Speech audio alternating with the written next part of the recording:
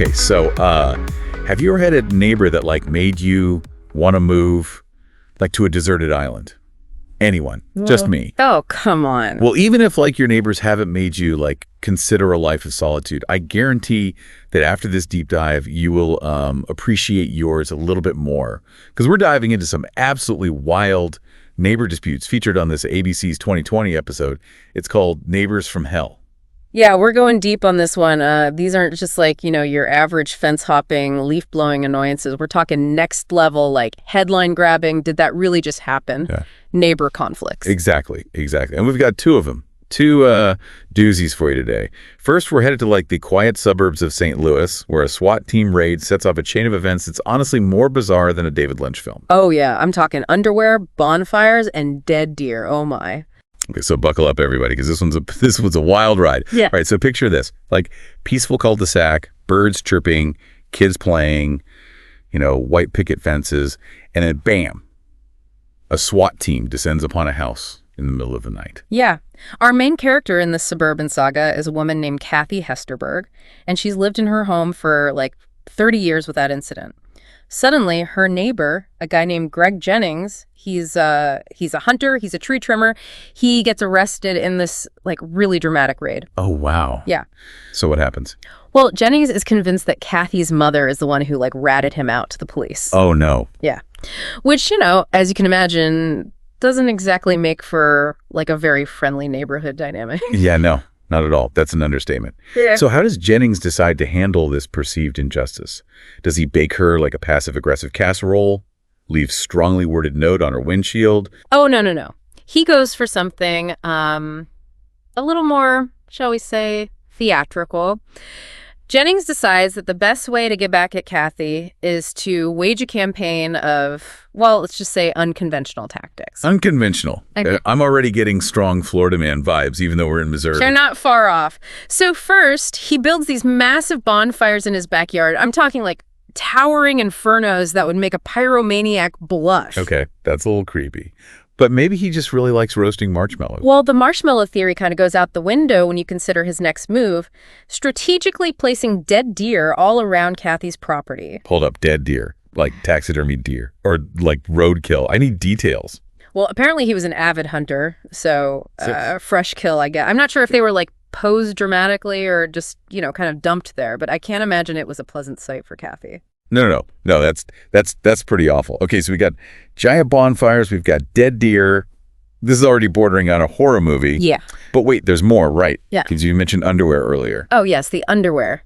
Every single night, Jennings would take a leisurely stroll along his property line in his underwear. Wait, what? He just decided to make that part of his evening routine. Yep. Was he wearing like a bathrobe over the underwear, or just Commando? no bathrobe, just underwear? Yeah. Sometimes he even wore a box on his head. A box, like a fancy hat box. Or just like a plain cardboard box. Your guess is as good as mine. Maybe he thought it gave him an air of mystery.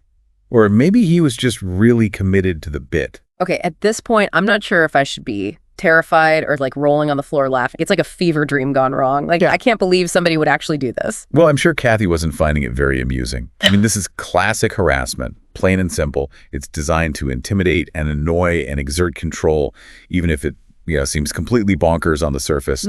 So it's like a weird, twisted power play, but with, very questionable fashion choices. Exactly. And it's often driven by a need for attention, a desire to provoke a reaction. It's about pushing boundaries and seeing how far they can go, even if it means parading around in their underwear. I bet the neighborhood gossip mill was working overtime on this one. I can only imagine. I need a moment to process the image of a grown man in his underwear and a box on his head strolling through the suburbs. I don't know if it's more Silence of the Lambs or like Benny Hill. Yeah, I'm pretty sure Kathy was not amused. Let's remember, this is harassment, even if it comes in like a very bizarre package. Right. Of course it's not funny for the person on the receiving end of that kind of behavior. Yeah. So what did Kathy do? I mean, I'd be tempted to fight fire with fire, maybe start doing interpretive dance in my PJs on my side of the property line. Right. Well, Kathy took a much more sensible approach. She installed security cameras to document Jennings's antics, which I'm sure made for some interesting home movies. Yeah. And of course, she called the police repeatedly. But I imagine it's hard for the police to take action when the crime is wearing underwear and a box on your head while walking near your property line. Exactly. It's that frustrating gray area where the behavior is clearly disturbing and disruptive, Right. but it doesn't necessarily meet the threshold for, like, criminal charges. Ugh, so frustrating. Yeah. So what happens next? Does Kathy just have to live with this underwear-clad nightmare forever? Well, there is a twist in this tale. Remember that SWAT team raid that started this whole thing? Turns out Jennings eventually faced felony drug charges. Oh, wow. Yeah. Plot twist. So the underwear walks were just the tip of the iceberg. It seems that way. I guess all that time spent building bonfires and arranging dead deer left him with a little extra time on his hands. Okay, well, that's a whole other layer to this story that we won't delve into today. But it does make you wonder if those late-night underwear strolls were just a side hustle to his more illicit activities. Right, we can only speculate, but let's shift gears from the, shall we say, eccentric nature of our St. Louis case to something a little more, well, destructive. We're heading south to Miami, where a landscaping dispute takes root and grows into a full-blown war of the weeds. Landscaping and war. Those two words don't usually go together. Right. This sounds intriguing. Who are the players in this botanical battle? In this corner, we have Francisco Torres, a homeowner who just wants a nice, lush lawn. And in the opposite corner, we have Mitchell Alo, his former landscaper, who appears to have taken the phrase getting your hands dirty to a whole new level. Okay, so what happened? Did Francisco forget to water his ferns, and Alo took it personally? Well, it seems their professional relationship soured, and Alo decided to express his dissatisfaction in a rather unorthodox way. Unorthodox? Does that mean he left a strongly worded Yelp review? Or maybe started a smear campaign on Nextdoor? Not quite. Alo's approach was a bit more direct. Picture this. Francisco's enjoying his morning coffee, looking out at his, perfectly manicured lawn, when suddenly a truck drives by and someone inside sprays a mysterious liquid all over the grass. Wait, a drive-by poisoning? Did Alo, weaponize Roundup or something? That's the implication. Whatever he used, it was effective. The once vibrant lawn quickly withered and died.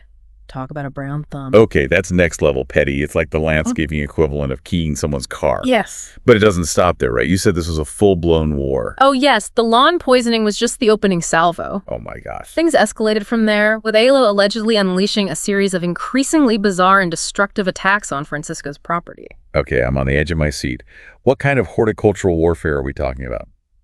Did he unleash a swarm of locusts, plant poison ivy strategically around the property line? Well, there were no locusts or poison ivy. Okay. But Alo did allegedly employ a variety of unconventional weapons, including roaming dogs, a barrage of eggs. Wait, eggs? Like raw eggs thrown at the house? Was this guy channeling his inner adolescent delinquent? And if that wasn't enough, he apparently graduated to launching nails and rocks at the house from his truck. He turned his truck into a projectile launcher.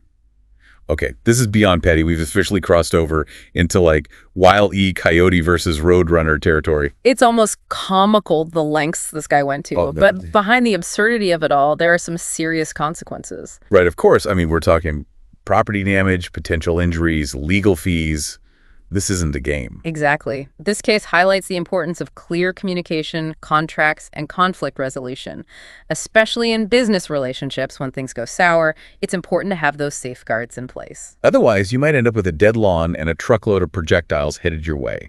Okay, I'm officially adding, landscaping revenge to my list of things to avoid at all costs. I mean, who knew lawn care could be so dangerous? It's a reminder that even seemingly mundane disputes can escalate into something truly wild. And speaking of wild, we have one more stop on our Neighbors from Hell tour. And this one takes us back to familiar territory, St. Louis, Missouri. Back to St. Louis. I'm starting to think they need to put something in the water there. Right. Is this another underwear-clad vigilante? Or maybe a rogue gardener with, a grudge against petunias? Not quite this time. We're stepping into the world of high-stakes real estate with none other than Shark Tank star Barbara Corcoran. Wait, the Barbara Corcoran? Yes. As in, I'm out Barbara Corcoran. What do neighbor disputes have to do with, multi-million-dollar investment? Well, it turns out even real estate moguls aren't immune to the perils of bad neighbors, and Barbara has some strong opinions about the impact of these feuds on property value. Oh, right. I remember she said something in the 2020 episode about how a bad neighbor can be like a deal breaker for potential buyers. Yeah, exactly. She emphasized that when selling a house, you're legally obligated to disclose any known issues with neighbors, especially if there is a history of, like, conflict or legal action. So it's like trying to sell a car with a faulty transmission. Yes, You can't just sweep it under the rug and hope nobody notices. precisely. And just like a car with a bad transmission, a house with a bad neighbor can significantly decrease its value. Buyers are looking for a peaceful and enjoyable living experience, not a constant source of stress and drama. I bet those open houses get awkward when potential buyers ask, like, so what are the neighbors like? I can only imagine, but it's a crucial consideration, especially when you're making such a significant investment. So what's the takeaway here? Should we all be running background checks on potential neighbors before we even consider putting an offer on a house?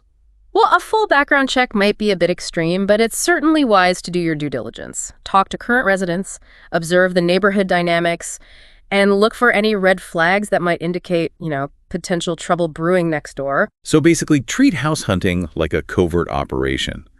I'm picturing binoculars, stakeouts, and maybe even a disguise or two. Maybe not quite that elaborate, but the point is to be informed. A bad neighbor can turn your dream home into a nightmare and potentially cost you a lot of money in the process. Okay, noted. I'm officially adding neighbor reconnaissance to my pre-purchase checklist, but on a more serious note, I think this episode has highlighted something really important. Neighbor disputes aren't just a source of gossip and entertainment. They can have real consequences, both emotionally and financially. Absolutely. And while we've had a lot of fun dissecting these, outlandish cases, it's important to remember that behind the humor, there are real people who are struggling with these conflicts. That's a good point. It's Yeah. easy to laugh at the absurdity of someone wearing underwear and a box on their head, but for the person on the receiving end of that behavior, it's not funny at all. It's harassment. Exactly. So if you're dealing with a difficult neighbor situation, know that you're not alone. There are resources available to help you navigate these challenges and hopefully find a peaceful resolution. And if all else fails, you can always send them a link to this episode. Maybe a little dose of public shaming will set them straight. Just kidding. But seriously, folks, let's all try to be a little kinder, a little more understanding, and maybe, just maybe, we can avoid ending up on the next season of Neighbors from Hell. Well said. And on that note, I think we've reached the end of our deep dive. Thanks for joining us on this wild ride. And to our listeners, if you've got any crazy neighbor stories of your own, be sure to share them with us on social media. We're always up for a good laugh, as long as it's not happening at your expense. Stay safe out there, neighborinos.